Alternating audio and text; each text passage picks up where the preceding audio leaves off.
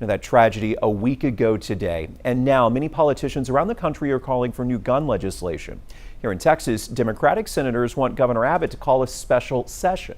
Even some conservatives have said, yes, they are open to the idea as well. But what are the chances of Texas laws being changed? And what's happening to gun sales in the meantime? 12 News reporter Cameron Seibert set out to answer both of those questions. Cam, what did you find out? Well, Jordan, data from the FBI shows that background checks for gun purchases actually spike after a mass shooting. I spoke with a Beaumont gun store owner who said people fear the possibility of new laws restricting what they can buy, so they go to the store to stock up. As the United States reacts to its latest mass shooting, politicians in Austin and Washington, D.C. are once again talking about gun laws. Try to see if we can agree on a basic framework about how we go forward. We simply cannot allow this to become the new normal in this country.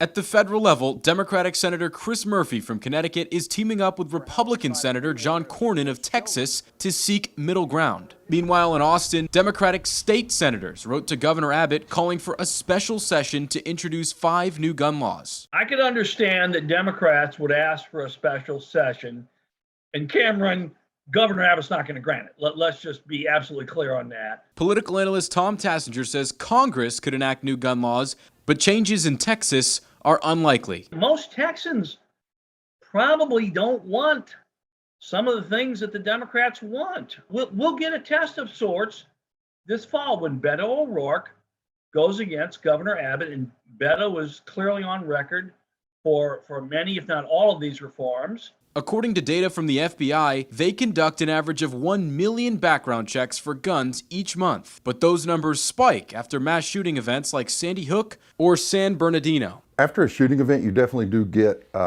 more phone calls, you get more traffic. Paul Davis owns Lead Slingers in Beaumont. He's had more customers in the last week. You've got people that are wanting to defend themselves.